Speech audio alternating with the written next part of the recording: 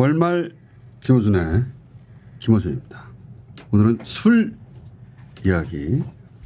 술은 음식인데 음식이면 식성의 영역인데 와인은 좀 다르죠. 와인은 교양의 영역에 들어가 있는 모르면 무식한 기분이 드는 굉장히 건방진 음식이죠. 두 분을 모셨어요. 프랑스에서 와인 국제무역학을 전공하시고 프랑스에서 요리학교도 졸업하신 양진원 씨 모셨습니다. 안녕하십니까? 네, 반갑습니다. 네. 그 와인을 상품으로 공부하신 거죠? 그쵸. 네. 네. 그리고 또 한 분은 국내 최초의 CMS 어드밴스드 소믈리에. 네네네. 네, 소믈리에. 반갑습니다. 김민주 소믈리에라고 합니다. 맛으로 와인을 공부하신 거죠? 그렇죠. 네. 그렇죠. 자, 와인 국제무역학이라는 것도 있네요. 네. 프랑스 같은 경우는 와인을 제조하는 국가다 보니 근데 이제 다른 프로덕트랑은 또 다르니까 이걸 어떻게 최종 소비자들에게까지 전달하는 다양한 플로어를 공부했다고 생각하시면 됩니다. 와인이라는 게 독특한 상품이기 때문에 네네. 와인 국제무역학이라는 게 따로 있다. 네. 왜 와인 국제무역학을 하신 거예요? 왜 소믈리에를 하신 거예요? 저 같은 경우는 사실 대학교 때 식품영양학과를 공부를 했어요. 네. 그 과가 완전히 화학과거든요. 그래서 식품화학 같은 거를 이제 공부를 했는데 네. 보통 이제 취업을 하는 게 대기업 연구소라든지 아니면 이제 식품회사에 저도 이제 대기업 다녀보니까 제 성향이랑도 잘 안 맞더라고요. 그래서 음식이라는 거는 사실상 저희가 이걸 프로덕트를 내보내기 전에 관능평가라는 거를 해요. 근데 이제 그때만 하더라도 명확한 기준이 없는 거죠. 그 연구원. 네네네. 연구소에 있었어요. 계속 이제 초반에. 음식 맛을 연구하는. 네네. 관능평가로 포커스 있게 공부를 할 수 있는 학문이 뭘까 생각을 하다가 그게 와인이 되겠구나라고 이제 생각을 해서 되게 무식한 접근이었죠, 진짜. 국내에서 시장이 어떤지도 생각도 해보지 않고 무턱대고 그냥 이거 공부하면 재밌지 않을까라는 생각으로 그러니까, 20대니까. 듣다 보니까 납득이 안 되네요. 네. 제가 돌아오고 나서 되게 진짜 놀랬어요. 왜냐하면 우리는 소비자 국가인데 생산자 국가 입장에서 제가 공부를 한 거거든요. 네, 근데 거기는 어쨌든 와인을 그 국가가 밀어주는 상품으로 상품이죠. 네. 선정해서 아예 이걸 어떻게 수출할까 하는 걸 학문으로 공부하는 거 아니에요? 그렇죠. 그렇죠. 예. 근데 그걸 정확하게 이해하고 간 건 아니구나. 그렇죠. 그리고 맞아요. 정말 그게 맞죠. 그게 네. 맞고 실제로 이게 와인 들어갔으니까 갔구나. 맞아요. 정말 맞아요. 그 학교 내에서도 여러 가지 프로그램들이 있는데 저 같은 경우 학위를 받아야겠다고 생각을 하니까 뭐 예를 들어 소믈리에라든지 이런 거는 자격증 느낌이어서 소믈리에는 자격증이고 네, 그래서 더 진학을 할 생각이 계속해서 있었기 때문에 사실상 그런 나는 학위를 얻어서 네. 교수가 되고 이쪽으로 생각하셨구나. 그렇죠. 계속 이제 더 공부를 하고 연구를 할 입장으로. 그러니까 잘못 알고 가신 거야. 맞아요. 솔직히 보면 맞고 와인 산업이 지금 어떻게 되어 있고 뭐 이런 정보가 전혀 없이 그냥 무턱대고 공부를 한 거예요. 진짜. 무턱대고. 네. 그러니까. 요리랑 와인 사업이라는 게 있지도 않은데. 한국의 와인 사업이 사실 그때 있긴 있었어요. 어쨌든 잘못 알고 가셨다는 거잖아요. 네. 네. 맞습니다. 예. 근데 이제 와인을 상품으로 바라보고 공부한 사람 자체가 별로 없겠죠, 우리나라에서. 아예 없는 것 같아요. 아예 제가 보기에는. 네. 저도 이제 막 시험 보고 막 이럴 때는 나 지금 난 누구 여긴 어디에 생각을 엄청 많이 했지 진짜. 왜 내가 네. 맞아요. 프랑스 와인을 맞아요. 수출하는 방법을 공부하고 맞아요. 있지? 그것도 정말 뭐 회계학이라든지 아니면 무역학이라든지 이제 와인 법규 같은 건 굉장히 도움이 많이 됐죠. 그래서 유럽의 전반적인 뭐 와인 법규라든지 이제 생각지 못했던 것들 경작 방법에 대해서 방법. 어떤 농약을 쓰면 안 된다. 어떤 농약을 쓰면 안 된다. 뭐 되게 디테일한 내가 이거 그리고 법규 그런 거 배울 줄 모르고 갔겠지. 몰랐죠. 특히 이제 회계학 공부할 때 굉장히 멘붕이 왔죠. 한국 거로도 이거 내가 잘 모르는데 지금 불어로지 내가 지금 회계학 하게 생겼나 싶었을 때 굉장히 이제 정체성 혼란이 오면서 그래서 모신 거예요. 상품으로서의 와인에 대해서도 얘기해 보려고. 자, 소믈리에 이건 맛이잖아요. 맛의 달인이 되는 거 아니야. 네. 여기는 식품 영양학 전공이라도 했다고 쳐요. 본인은 저는 사실 학부는 패션 전공을 했고, 패션 전공. 네, 예. 이제 대구에 있는 은행에 다녔어요. 은행에? 네, 농협에. 네. 패션 전공하고 농협에 들었어요? 제가 조금 방황을 많이 했는데 패션을 전공했는데 막상 졸업할 때쯤 별로 성적도 안 좋고 그래서 이제 아버지 어머니가 다 은행원 출신이신데 밥 벌어먹고 살기 나쁘지 않으니 대구에선 되게 좋은 직업이었어요. 그때 당시에. 농협을 가라. 네. 20여 년 전에 네. 은행원으로. 20년까지는 아니고요. 제 나이가. 근 20년. 네네, 근 20년. 근 20년 네, 전에. 그래서 네. 농협 취직했어요. 했어요. 3년 한 6개월 정도 일했는데 안 맞아. 잘 안 맞아요. 네. 어떻게 하세요? 안 맞으니까. 그러니까 여기까지 딴걸 찾았겠지. 예. 이게 자꾸 시제 틀리고 혼자 남아서 돈 맞추고 있고 그러니까 근데 막상 이제 그만두려면 구실이 있어야 되잖아요. 비스트로나 조그마한 카페 같은 거를 운영해보고 싶다라는 그냥 그런 막연한 출발이. 꿈이 있었어요. 예. 출발이. 네, 그래서 회사를 그만두고 요리 학교를 가게 됐는데 우연하게 와인이랑 음식이랑 페어링을 했는데 정말 전에 없던 그런 맛을 느꼈어. 네. 이 와인과 음식을 이렇게 먹어보니까 네. 이거 신세계다. 이거는 전에 내가 먹던 주류가 아니구나. 그런 느낌이 확 그 전에 들어요. 먹던 주류 뭔데요? 소주 아니에요, 그냥? 그쵸, 소주죠. 소주고 뭐 맥주고. 근데 어떤 레스토랑에 갔는데 네. 거기서 내주는 와인과 음식을 조합해서 먹었더니 빵! 딱 이거다, 이거다. 네, 이거다. 네, 그래도 제가 와인으로 뭘 할 수 있다고 그때 당시에 생각도 안 했어요. 소믈리에도 모르고. 그때 제가 와인을 이제 페어링을 추천받은 사람이 소믈리에인지도 몰랐고. 은행원과 소믈리에는 굉장히 멀죠. 네. 네. 그래서 시드니에 가서 경험했던 것들이 저한테 진짜 신선했고. 근데 그거를- 일단 요리를 배우려고 네네. 시드니를 갔고 네네. 르코동블루라는 학교인데 제가 뭐 근데 할 거기 줄 가서? 알던 게 없었기 때문에. 거기 가서 요리를 배우다가 그 하스피탈리티 음식 그런 씬에서 보면 이 와인이 차지하고 있는 포션이 진짜 크더라고요. 근데 내가 이제 프랑스 요리를 배우다 보니 와인이 굉장히 중요하구나. 그쵸. 국내에도 셰프님들 있잖아요. 그런 셰프님들 보면 어느 정도 와인에 대해서 겸해서 가세요. 근데 외국에는 그런 경향이 훨씬 더 지배적이에요. 서양 요리를 한다면 네. 기본적으로 와인을 알아야 된다. 네네. 그걸 알게 되었어. 네. 그래서 이제 한번 배워보고 싶다. 나의 그런 처음에는 그러니까 요리사의 그쵸. 그 한 부분으로서 와인을 그쵸. 하다 네. 보니 와인을 꽂혔어요. 그때까지만 해도 이제 꽂혔다기보다는 이렇게 맛있는 술이 있네. 음식이랑 소믈리에까지 같이. 빨리 진도를 내주세요.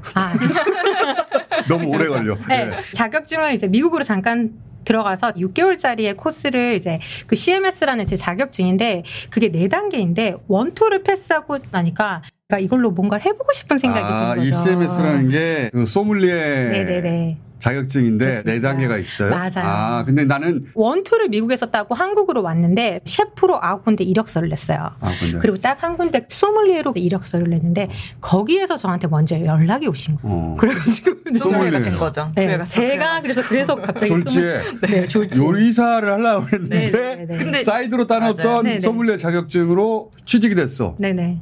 사실 소믈리에는 이제 이 와인에 대한 깊은 이해도 있어야 되지만 이거를 실질적으로 제대로 추천하고 서비스할 수 있는 능력이 굉장히 중요하거든요. 네. 그러니까 소믈리에라는 게 와인 리스트가 쫙 있고 그중에 이 음식이라면 혹은 그 사람의 취향이 이러하니 요런 와인은 어때요 하고 추천해 주는 사람이 별도로 있는 거잖아요. 그렇죠. 우리는 그렇게까지 분리되어 있지 않잖아. 네, 국내에 협회가 있긴 하지만 그 약간 사단법인 같은 거고 침묵이잖아. 오피셜, 네 맞습니다, 정확하게 네 오피셜한 게 없어요. 근데 저희가 진짜 엄청 인생을 헤매 돌아왔는데 요새 애들은 이제 셰프가 되는 과정에 와인을 오피셜하게 다 공부를 하고 있어요. 요새 애들은. 요새 네, 애들. 그러니까 저희가 근 20년, 요새 네, 근 20년 전이었기 때문에 돌아보니 진짜 인생 헤매면서 와요. 본인들이 할 때만 하더라도. 그 길이 따로 없었기 때문에 맞아요. 막 헤매다 보니 소믈리에가 그렇게 없고 그래서 처음 소믈리에가 되고 그 지금 우리나라 유일한 어드밴스드 소믈리에다라는 게 여성 최초라는 거지 7분이 계세요. 그 단계를 갖고 있는. 우리나라에 네, 7명이 2단계까지 간 사람이 있어요? 3단계까지. 3단계까지? 1, 2단계는 꽤 많아요. 한 100명 정도는 될 것 같아요. 1, 2단계까지는 100명 있고 네. 3단계까지 간 사람은 7명밖에 없어요? 네, 전 그중에 이제 여성으로는 유일하다. 네. 그 단계까지 가면 뭐가 달라요? 업계에서 약간 소문이 나요. 쟤는 찐이다. 쟤는 찐이다. 노력을 많이 한 사람이죠. 쟤는 사실 찐이다. 쟤는 정말 열심히 노력을 많이 한 공부한다. 사람. 그러니까 뭐 어떻게 구분하는 거야 맛을? 일단은 신내림이라도 받아가지고 와인을 추정한다고 생각하시는데 절대 그게 아니라요. 네. 원산지 명칭 아세요? AOC라는? 그러니까 들어봤어요. 프랑스 와인은 아까 법규 공부한다고 했잖아요. 이 법이 왜 있냐면은 어떤 한 스타일의 와인은 그 스타일의 와인일 수 있도록 법적으로 다 규제 안에서 생산을 이루어져요. 그러면 그래요? 그 맛과 그 지역에 토착으로 허용되어 있는 그런 품종들이 되게 티피컬한 향과 맛과 그런 구조적인 느낌을 보여주는 거예요. 그렇구나. 그러면 저희는 학습이죠. 공부가 되어 있기 네. 때문에 이 수백만 가지의 와인을 다 경험하지 않더라도 이 리저널리티로 추리를 해서 나가는 거예요. 그거를 저희는 이제 연습을 하는 거죠.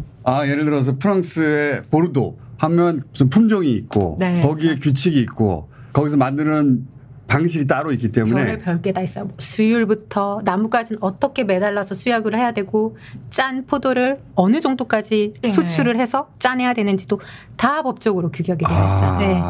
그렇구나. 그렇기 때문에 저희가 맞힐 수 있는 그래서 그 맛이 대체로 어떤 산지에서는 비슷한 맛을 계속 유지하기 때문에 특징이. 맞아요. 그래서 그 맛을 보면 요건 요 동네 맛이겠구나를 딱 안 하는 거죠. 네, 그렇죠. 난 보르도라고 안 쓰고 싶어.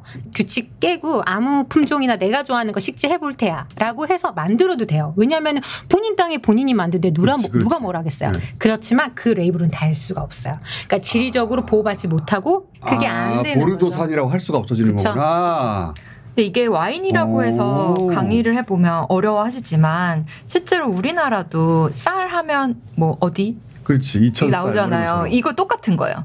그렇지만 네. 2,000쌀은 어떤 조건을 갖춰야지 2,000쌀이라고 한다고 법으로 정해지지는 맞아요. 근데 않은데. 프랑스도 사실 이런 법규를 만든 이유는 엉망진창이었던 시기가 있었기 때문에 사기를 많이 쳤다. 와인을 만들 때만 물도 섞고 뭐 송진도 그렇게 사기 많이 섞고 쳤어. 그러니까 이거를 오피셜하게 우리 동네 와인이라면 이 정도 퀄리티를 내야 된다라는 걸 법망으로 사기를 하도 치니까 법망으로 그런 데가 정해진 되게 거죠. 많았어요. 그 동네 맞아요. 농부들이 사기 못 치게 좀 해주세요. 이렇게 네네. 된 거구나. 한 예를 들어 보면 이런 거 있어요. 그 샴페인이라고 혹시 들어보셨어요? 샴페인 정도는 들어봤죠. 다행이네요. 너무 하시네. 다행이에요. 죄송합니다. 아무튼 그 샴페인이라는 지역이 17세기부터 이미 유명했거든요. 네. 영국 왕정에서도 그거 좀 먹어봤어? 나 좀 줘봐. 약간 이 정도로 엄청 17세기부터 유명했던 와인이에요. 샴페인 와인이 이제 이렇게 유명하다 보니까 웬만하면 팔리기 좋게 하려고 자기 와인에다가 그냥 샴페인 막 붙이는 거예요. 그러니까 가령 호주에서도 스파클링 와인 만들어 놓고 샴페인 이러면 잘 팔리고 이러던 시절들을 다 뒤로 보내고 상품을 보호하게 한 법규들. 굉장히 엄격하게 만들었구나. 그래서 그쵸. 상품도 보호하고 농장주도 보호하고 그렇죠. 소비자도 보호하고. 소비자는 결과적으로 보호되는 거지. 그렇죠. 그렇죠. 네. 결과적으로 보호되는 거지. 네. 얼마나 구체적으로 정해져 있어요?